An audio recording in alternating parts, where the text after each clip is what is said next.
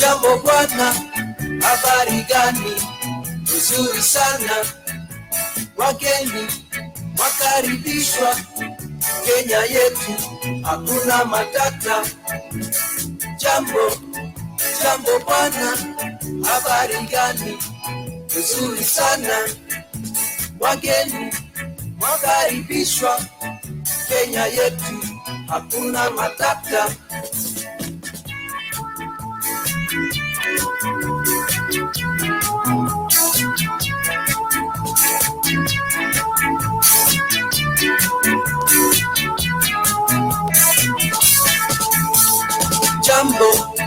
Jambo bwana, habari gani? Nzuri sana. Wageni wakaribishwa Kenya yetu, hakuna matata. Jambo bwana, habari gani? Nzuri sana. Wageni wakaribishwa Kenya yetu, hakuna matata. Kenya nchi nzuri, hakuna matata. Nchi ya kupendeza, hakuna matata. Nchi ya maajabu, hakuna matata. Nchi yenye amani, hakuna matata. Kenya nchi nzuri, hakuna matata. Nchi ya kupendeza, hakuna matata. Nchi ya maajabu, hakuna matata. Nchi yenye amani, hakuna matata. Wakaribishwa, hakuna matata. Jambo wote, hakuna matata. Wakaribishwa, hakuna matata. Jambo wote, hakuna matata. Kenya nchi nzuri, hakuna matata. Nchi ya kupendeza, hakuna matata. Nchi ya maajabu, hakuna matata. Nchi yenye amani, hakuna matata. Kenya nchi nzuri, hakuna matata. Kenya nchi nzuri, sio? Huyo ni Laban Bitao. Pamoja na mimi hapa ni Captain Freddy Mbaisi. Ambaye ni kijana atakuwa akitupatia maneno kadhaa hapa kuhusu mipango aliyo nayo kama vijana. Wengi wetu tunajua vijana hapa Amerika na hata kwetu nchini Kenya wana shida nyingi sana ambazo zinawakabili. Lakini hapa kuna kundi la vijana ambao wameungana pamoja kufanya jambo ambalo linaweza kuwa linafurahisha na kuinua hali yao. Hebu kwanza nijiintroduce bwana Freddy. Freddy, tuambie wewe ni nani na umetoka wapi? Mimi naitwa Tonke Kiswahili sana. Mimi naitwa Freddy Mbaisi, nimetoka Nairobi, Kenya, nimelelewa Kenya, naishi Seattle, Washington, na nimekuwa huko for the last few years. So tuko hapa, tuna team fulani, team ambayo tumeweza kuorganize ya vijana inaitwa Seattle Umoja FC, na tunaweza kumake sure kwamba tunasaidia mavijana hapa pia in terms of the youth programming and association as well. Hawa vijana mnawasaidia kwa njia gani? Tunasaidia vijana kwa mambo mengi, kwa vile kuna vijana ambao wana talanta ya mpira, not only mpira peke yake, pia tunasaidiana kwa mawaidha, na pia tunaishi pamoja kama familia. Unajua, mmoja wetu akiwa na shida tunasaidiana. Not only, it's more than just a game. Hiyo ndio wajibu wetu kama wachezaji wa mpira ambao tunatumia. So tunasaidia vijana. Kuna vijana tunasaidia ambao wanaenda shule, pia tunasaidia in their daily activities as well.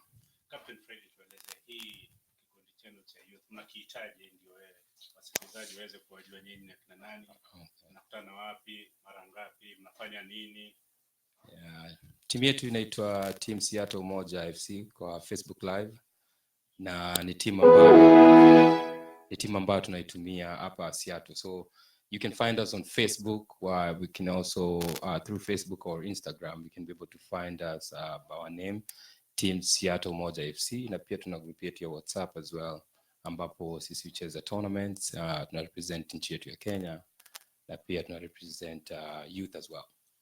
Nieleze Captain Freddy, huu mpango wa youth kuweza kukutana kuanzisha kikundi kama hiki, mnacheza mpira, kilitokana na nini hasa? Kilitokana na mutual friendship, unajua. Kwa vile ukikuja hapa Amerika kuna activities mengi sana ambayo yanaendelea. Na so tulijikaza kuungana pamoja ili sisi pia sote tuweze kuwa as a team and unite in one mutual thing. Na kwa vile nimekuambia earlier on, it's more than just a game itself. Kuna vijana wengi sana wametoka nyumbani, na unajua mpira inajulikana nyumbani kama the main sports. So tunajaribu ku maintain culture hapa, even though tuko mbali na nyumbani, tuweze kusaidiana. So mpira imekuja, ilikuwa kitu ya kwanza na ambayo tunaendelea pia sana. Tunaomba Mungu atufungulie njia, tutaweza kufungua pia timu ya wasichana pia, ndio tuweze kusupport wanadada wetu pia. Sasa ilikuwa vigumu kuanzisha kikundi hiki, ama tuelezea kidogo, mlianzaje, shida mlizopata mkianza mambo kama haya? Ilikuwa ni vigumu sana kuanzisha team, kwa vile unajua resources hapa ziko, lakini pia zinahitaji pesa kidogo, unajua. Kwa vile unaweza pata kuna vijana bado wako shule, kuna wengine bado hawajapata kazi, wengine bado ndio wamefika hapa na wanapenda kucheza mpira. So one of main issues that we had before is to find sponsorship, unajua. Kwa vile kama unacheza hapa league, kama unacheza tournament, anything requires financial help and assets to be able to make that. So ilikuwa ni ngumu tukianza mara ya kwanza, lakini tunashukuru Mungu kwa vile sasa hivi tumesonga mbele na tumepata well wishers ambao wameweza kutusupport na tunasonga mbele sana. Tunapoendelea na majadiliano yetu na Captain Freddy, ninawatambua wale ambao wametujoin kwenye mtandao wa Pacific Waves International Radio.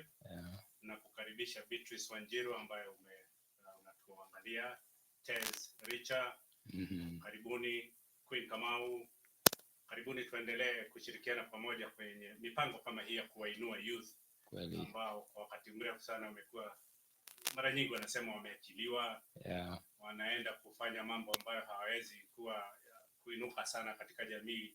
Lakini sasa tunataka kuona Freddy, mtakapokuwa mnacheza hii boli, ni hivyo tu boli, ama mnatarajia kuna jambo lingine ambalo mtaendelea nalo?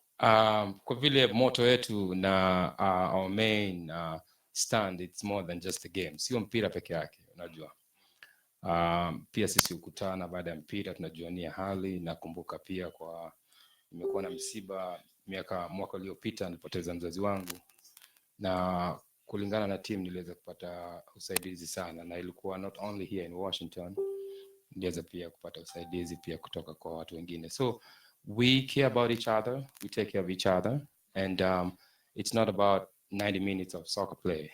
We know each other, tunatembeleana, mtu mmoja wetu akiwa na msiba tunasaidiana, na pia not only kusaidiana, pia tunakuwa pia sisi ni marafiki, unajua. Kitu ya maana ni ku make sure to as a society and a community, even though tuko America, culture yetu inaendelea kabisa. Sasa kuna vijana ambao wako chini kidogo, mambo ambayo wanawatatiza, kama vile tunajua kuna mambo ya mihadarati, mambo ya kunywa pombe, vingine kukataa hata kuendelea na masomo, na walitoka nyumbani Kenya wakija hapa ili waweze kusoma. Nyinyi kama vijana mnaocheza mpira hivi sasa, mtawezaje kuangaliana na jambo kama hili ili kuwainua vijana wenzenu ambao wameshikwa na mambo kama haya? Unajua wanasema an empty mind is a devil's workshop, unajua. So through activities inasaidia sana in terms of physical, in terms of mindset as well. So tungeomba sana kama kuna vijana, kuna wasichana ambao wako Seattle, hawana community yenye wanaweza kutana nao, sisi tungependa sana tuweze kukutana pamoja, tusaidiane, unajua. So not only soccer, ndio maana tumeweza kuwa na mpangilio wa kufanya event inakuja. I think utaguzia hapo mbeleni. Lakini mihadarati na watu kutoenda shuleni na kila kitu, tungeomba sana pia wazazi waweze kuwa part of membership, na pia kuweza kutusikia sisi kama youth, unajua. Kwa vile Mr. Laban, naamini wakati ulikuwa young, challenges you face ukiwa Kenya, it's totally different than a youth that's here. So it's very important that the parents can be able to come, join us, and be able to help us, and should also try their level best to criticize. Yes. Sasa Niruka kidogo kwa wasikilizaji wangu, kuna wengine ambao pengine hata wanapendelea kusikia lugha ya Kimombo. Ukiwa hapa kama Amerika, basi nitakuuliza swali hilo uweze kuniambia what is the kind of projection you have towards addressing the issue of drugs amongst our youth, the issue of alcoholism, issues affecting the youth who, instead of going to school and advancing their careers, are just falling down the way in America.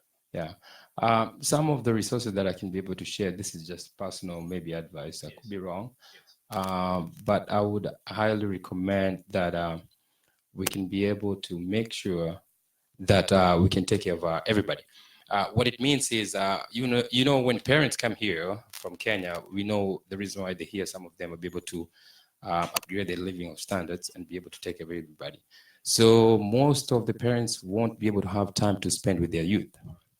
So you'll find maybe dad works during the day and mom works at night. So that time to be able to interact with the youth, it's also big part. So we can't say just the youth are being joining all this stuff, but it all begins with the parents as well. What you're saying is that this is a family issue. It is a family issue, pretty much. What kind of mitigations do you think your organization as young men are going to be able to do so that you can harmonize that kind of relationship with our parents, elders? Through association, we need to be able to find time to have time for both of us, the parents and the youth, to be able to interact all together. And the language the youth do have in Washington is totally different than the way they would talk to their parents. You would find the youth, would be honest with me, because we are almost the same age, we can be able to interact easily. So there is a gap. And if we try our level best to be able to fill that gap and be able just to all of us unite together, it makes it much more easy and much more better as well. What other support systems in society do you have for the kind of activities you want to do, the programs that you're dreaming about beyond football? Have you any kind of appeals to churches and other organizations that can help you achieve what you want to do faster? My biggest deal is to be able to help the parents and the churches and anybody that's here that already assigns himself as an adult, that is said that they already graduated from being a youth. My biggest achievement is to be able to take time to come in and be able to listen to the youth and listen their frustration. We should not be able to have time to criticize. I know sometimes criticize can be able to help you out, or critics, but we should be able to find time to be able to listen to the youth as well. So there is a distance. So many youth are scared to share up their daily activities because they are scared to be criticized. So our level of interest is to make sure that we bring all the parents and the youth together in terms of soccer. And there's so many other stuff we can be able to use to be able to bring them together in terms of association as well. Tell me for now, which organizations are you working with towards these initial stages of your starting to have the programs that you are planning for the youth? We do have one of our donors and contributors. I'm not sure if I should share it, but I can be able to say we have AHF. I believe what they do is they help us in terms of health-wise, through they can be able to come in and help us to know our HIV status. And we use that to be able to know your status and be able to uplift everything you do. They've been a very big donor for us. They've always supported us 2 previous seasons, and every season that you play, you always have to have contribution. So we had an event where they came out and they had to take tests through all the youth, and they had a very submerged number of youth that voluntarily came in to be able to know their status as well. Yeah. Talking of seasons, then I thought you just started the other day, but tell me, have we you do been in existence for a year, 2, 3, or how long? We try to play all year round, so that we can be able not to have off season or anything like that. The only time we take off maybe might be during December because of the festive season.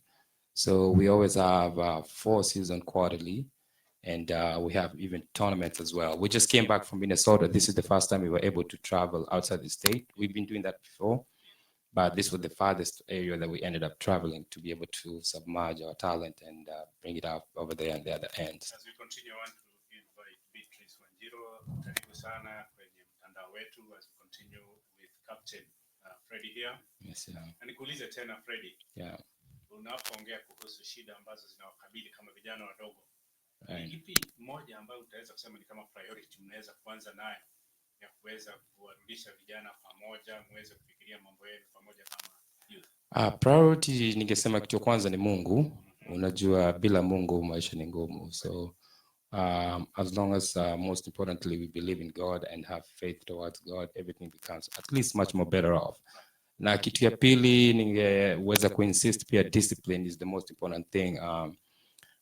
We believe in discipline. So hata uko mchezaji mzuri sana, hata uko kumecheza to the highest level of soccer you can play, if you're not disciplined, you cannot be part of us. And that's the main goal that we do have right now.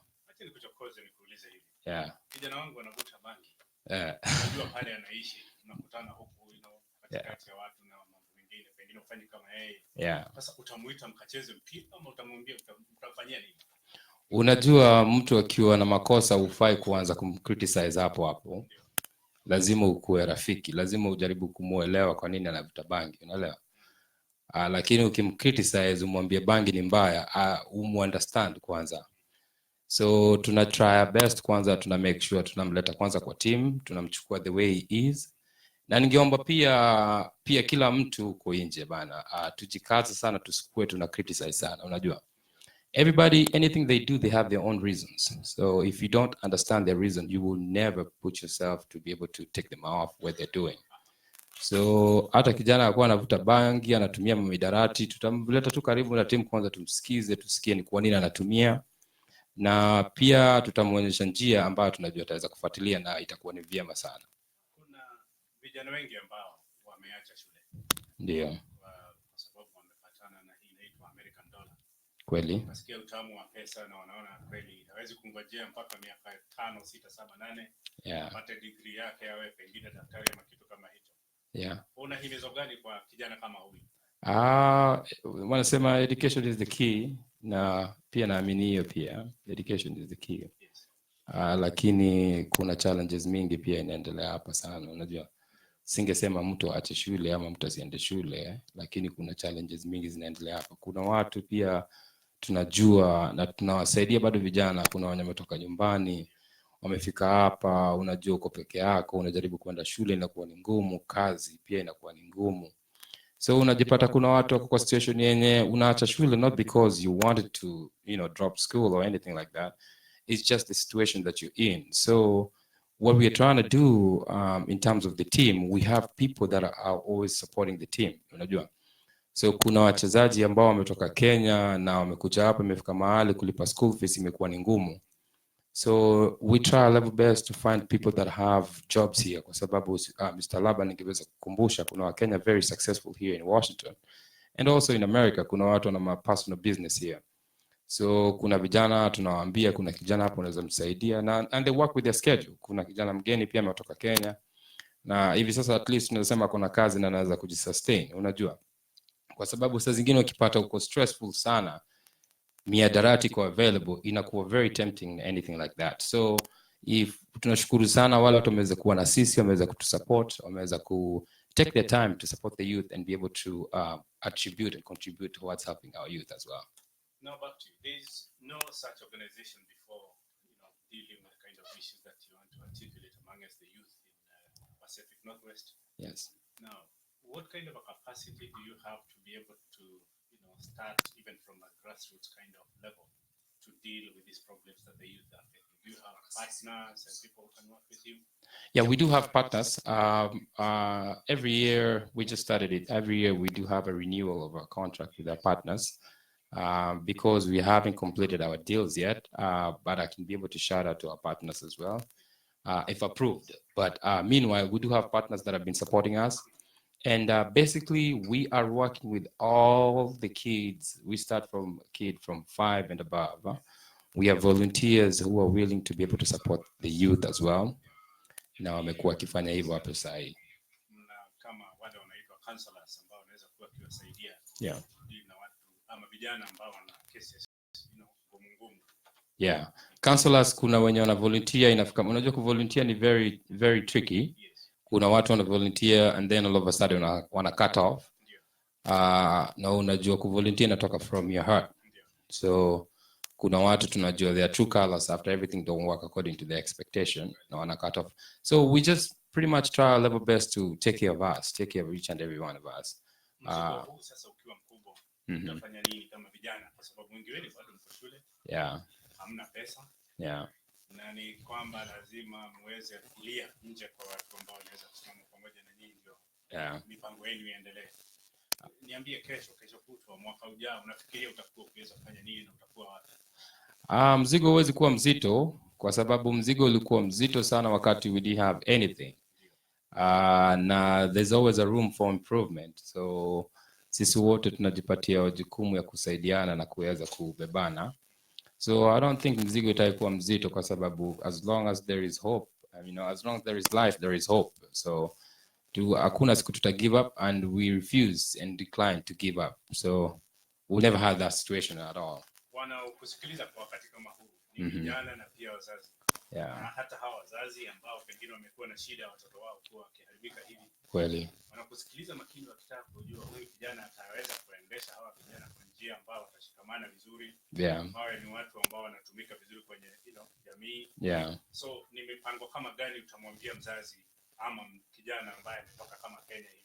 Kweli. Kuhusisha na aachane na mambo kama haya ambayo yanaharibu. Ningeomba wazazi sana waweze ku create time, kama vile wana create time ya kwenda kanisa, kama vile wana create time ya kwenda kazi. Ningeomba sana waweze ku create time na vijana wao, unajua pia wasichana wao waweze ku create time pia. It's all about sacrifices. Unaweza kuwa una provide kila kitu kwa kijana ama mtoto, unampa pesa yote, unampeleka the highest school, but if you don't spend time with them, it's always difficult. And not only spending time, if you spend time with your kid on the things that they do like to do in their daily basis, it becomes even better. So tungeomba sana wazazi, mkipata nafasi pia kaa chini na vijana wenu, kaa chini na wasichana wenu, waulize kuhusu social things that are going on right now. Na kuna vitu mingi sana wanaweza kuwa labda mwaficha ni kwa vile uoga. Na vile nilisema, uoga ni kitu mbaya kwa sababu mtu anaweza taka ku open up their heart, but because of fear they cannot open up their hearts to anybody, So time is very important that the parents can be able to spend time with their kids, unajua. Not only going out, just find an activity that your kid like to play or like to do. Inasaidia sana. Pia talanta inasaidia sana pia vijana wetu sana. Ningeomba sana. We have had visitors from Kenya and senators who came visiting this area of Seattle. I don't know whether you were able to meet some of them, but from what has been advertised about the activities you are having, were you able to garner anything that was going to be of benefit to the youth, representative, of course, of those youth who are here in Kenya, who are in Kenya and those who are here in the US? We were unfortunately unable to get that information because I believe the information was not spread accordingly in terms of inviting the youth as well. Information was more of invited to pretty much to our guardians, and that's how youth are being neglected. That's how youth are being ignored. It is important that if we have activities that are involving the community or the society, we should be able to have time to get the youth as well. What could you have done better? Have you met these two senators from Kenya? What is you have told them you want done? There's so many things. I believe if I were to sit here, I wouldn't have finished it. But ningewaomba sana, they can be able to tell us the plan and the goals that they do have for the youth. If majority of them don't have that plan and the program that they do have for the youth, it becomes impossible to be able to move forward or to progress in life. Kati ya mambo ambayo wengine tuliona yakijadiliwa ni kwamba kuwa na mikakati ya kuweza kuwaleta vijana kwa shule ambazo ziko hapa colleges. Je, unafikiri vijana wetu wataweza kufaidika na mipango kama hii? Watafaidika, lakini unajua pia kuna challenges mingi sana, unajua. Ukisema unaleta vijana kwenda shule na hujawasaidia in terms of resources, inakuwa ni ngumu kidogo sana. Unapata pia hapo ndio ina create opportunity ya kuwa na school dropouts and so forth. But tungeomba sana waweze kukaa na youth, tuweze kuelezea kwa vile sisi ambao tumeishi hapa kidogo tuko na different ideas. We can tell them the challenges that we do face now, so that even if they bring the new ones, they won't have to face that. Now, back to English. Because you are saying there are these challenges that you are facing right now. You are forming this organization that is looking into the issues concerning the youth, for the purposes of reaching out to them and doing something positive. what do you want to do right now? Right now, I am working on making sure we can be able to develop the youth, which are majority are from 12 or even 8 and above. We want to be able to set up programs so that can be able to have scholarship to go to school and so forth. And it becomes even easier for the parents as well. Not only will be playing soccer, we're also looking to create other activities which will be locally based so that we can be able to associate with the youth as well. What areas of support, institutional capacity are you dreaming of from either the Kenyans or others who are not of Kenyan origin to help you to succeed in what is your planning? My planning is actually to get majority of almost 70%. Actually, if you were able to get 100% of the Kenyan youth that are here, not only Kenyan, any youth actually that's here, we would be able to have different products. We actually got somebody from Highland Community College that mentors the youth, and he was willing to be able to join us as well. So we have proper planning and proper positioning ourselves to be able to be a better off to our youth as well. The program that you're having right now is football, and that just involves boys. And you mentioned earlier on that you are soon going to incorporate even girls. Have you been able to talk to girls, youth who can be able to start this, and if so, yeah, actually our coach, we have 3 coaches in our team. We have Sam, we have Ken, and we also have our newest coach on team. Her name is Julia. She's the female. I believe she used to be a professional soccer player back at home. So we actually talked about this on Saturday, a little bit about it. So we're also planning to be able to start a league for the females, and we believe our females are also talented as well. So that will be proper planning that we're also putting in consider it as well, not only just for the boys and also for the females as well. So if parents come to you today or meet them someplace seated talking about the problems that the youth are going through, children, what word do you have for them? Any word of hope? There is always hope. There is, as long as there is life again, there's always hope. Ningeomba wazazi kwamba waweze kufind time with their youth, itasaidia sana. And also take time to come and just listen to your youth. It also helps out a lot, and itatusaidia sana in our community as well. Tumeongea kuhusu wale ambao hawana pesa za kwenda shuleni, mambo hayo. Sasa mtu akija kwako kama kijana kwambia, okay, mimi nataka kurudi shuleni lakini sina pesa za kulipa shule, utamwambiaje? Unajua, ndio maana tunasema tunashukuru sponsors wenye wamekuja. Kuna well wishers huku, like I said before, tuko na watu ambao wako na personal businesses. So kenye tunafanya, tuna make sure tunachukua vijana wetu, tuna organize na watu wako na personal businesses. Kuna watu wako na semi truck that they do moving stuff. They also hire our youth, so ina create employment, na unajua saa zingine inasaidia pia kulingana to their schedule, it works out for them as well. Sasa tuje Jumamosi, nasikia kuna mambo yanafanyika Jumamosi. Nini hicho kinaendelea Jumamosi, na ni wapi, na nije ama nisije nikiwa mzee? Jumamosi tutakuwa na picnic, itakuwa family fun day, itakuwa hapo Sakajawiya Dash Point. Itakuwa event for everybody, so pretty much itakuwa ni family. And then after that we'll have our team, we'll have a game at 7 p.m. after the event. But the event starts from 1 to 7 p.m. on Saturday at Sakajawiya Middle School. Unaposema event kumaanisha kutoka saa 7 tofauti kufanya nini? Kutoka saa 7 kutakuwa na games kadhaa za kila mtu. Kutakuwa na tag of war, tutapost kwa Facebook or kwa social media, all those kind of games. Kutakuwa na also bouncy castle for the kids, they can be able to play around. And also we'll have activities for our parents as well, so they can be able to play around and so forth. To add on top, pia kutakuwa na nyama choma, food will be served. Kutakuwa na nyama choma, itakuwa ina serve kuanzia 3 p.m. na tukisema ni 3 p.m. tunamaanisha exactly 3 p.m. Nikija saa 10 sipati. Au kuja saa 10 bahati mbaya, Nikija mbele sipati pia. Ukikuja mbele utakimbia kidogo ndio uweze kupata njaa ya kula nyama choma pia. Kuna kukimbia na kuna pia kuruka. Itakuwa event nzuri sana. Tunaomba sana mje, na it's free. Parking iko, so we're not asking anything from anybody. Please just come as you are. Na watakao kuja watapata nafasi ya kuambiwa mipango yenu iko namna gani, ama kuja tu tule tucheze mpira alafu tuondoke? Hapana, kutakuwa na program mingi, kwa vile kuna watu ambao watakuwa na advertise their own businesses. Kuna watu ambao watakuwa wako na event zenye wanapanga wataweza kusaidiana pia mbele. So not only are we coming just to play and eat, we are also coming to interact, kuja tujuane, kwa vile hapa Seattle tuko wengi sana, especially Kenyans here. So this is another opportunity where we can be able to meet. You'd be surprised somebody that you knew back at home lives over here, and that's a central place for us to be able to meet as well. That's nice. So tumepangia tutapata chakula tukiwa watu wangapi? Tutakuja hata kama 100, 200. Budget imekuwa 1000 utatupatia nyama choma. Budget wengi sana. Siwezi kupromise mengi sana, lakini vile najua appetite ya watu ni different. So budget imekuwa karibu watu 500. So watu wakikuwa wengi bado kuna ugali itapikwa, watu wakula ugali na maziwa itawezekana pia. Yeah.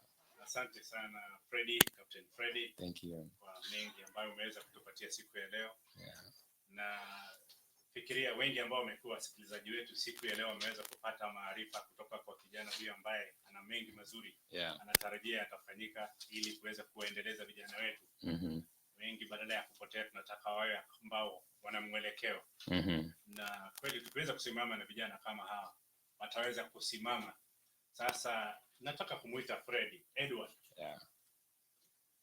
Aweze kusema neno moja ama mawili kabla hatujaondoka, ili tuweze kujua mwelekeo wa vijana hawa, tutaweza kuwasaidia kwa njia gani sisi kama wazee. Hebu tumuite Freddy aweze kutupa neno ama mawili. Tuendelee hapo.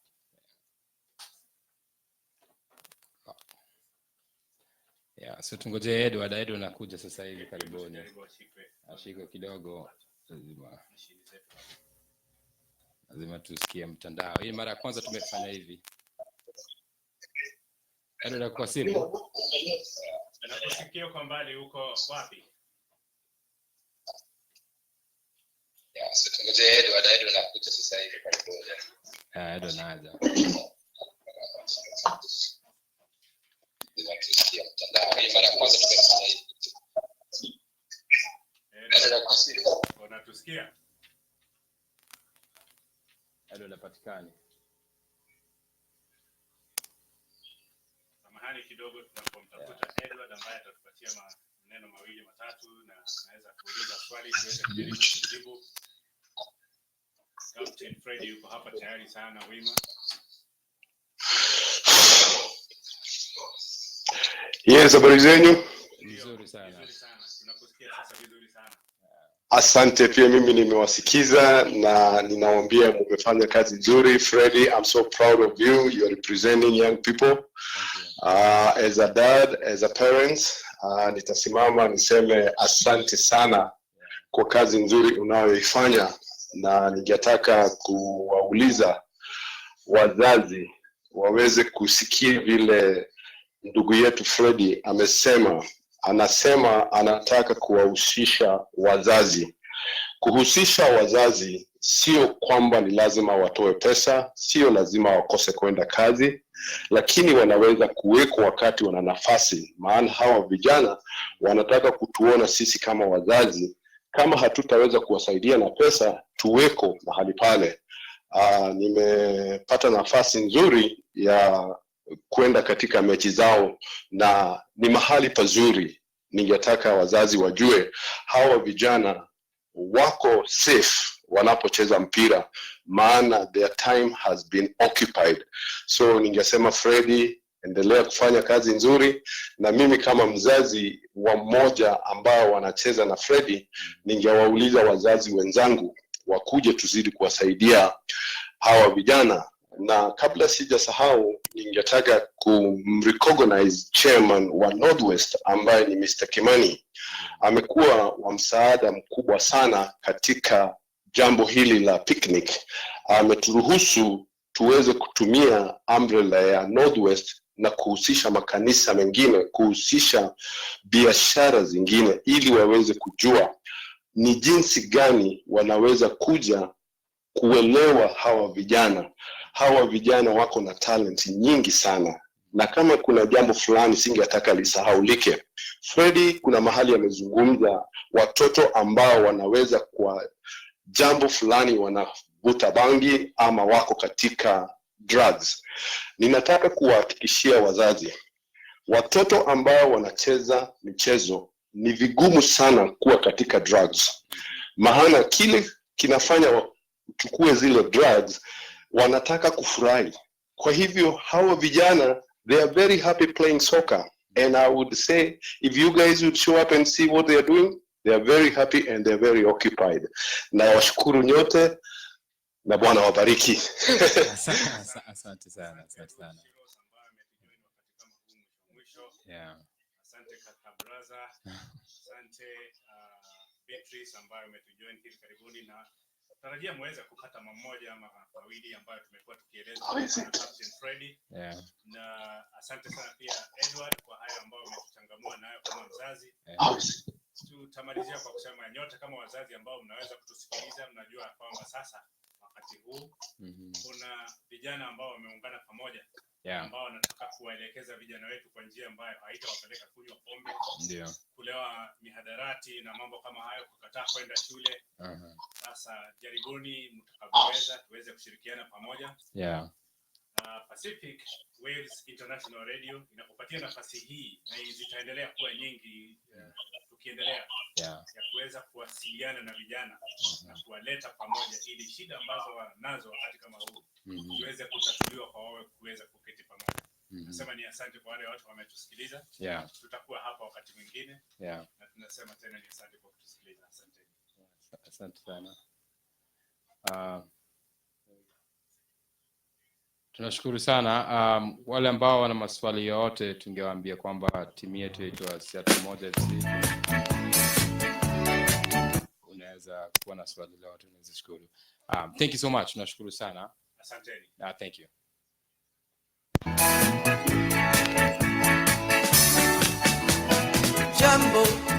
Jambo bwana, habari gani? Nzuri sana. Wageni wakaribishwa Kenya yetu, hakuna matata. Jambo bwana, habari gani? Nzuri sana. Wageni wakaribishwa Kenya yetu, hakuna matata.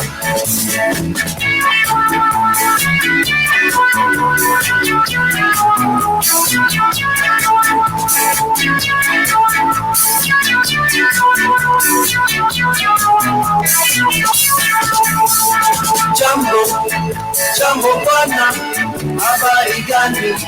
Nzuri sana.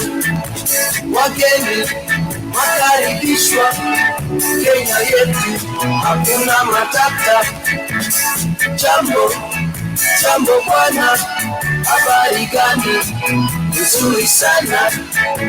Wageni wakaribishwa Kenya yetu, hakuna matata. Kenya nchi nzuri, hakuna matata. Nchi ya kupendeza, hakuna matata. Nchi ya maajabu, hakuna matata. Nchi yenye amani, hakuna matata. Kenya nchi nzuri, hakuna matata. Nchi ya kupendeza, hakuna matata. Nchi ya maajabu, hakuna matata. Nchi yenye amani, hakuna matata. Wakaribishwa, hakuna matata. Jambo wote, hakuna matata. Wakaribishwa.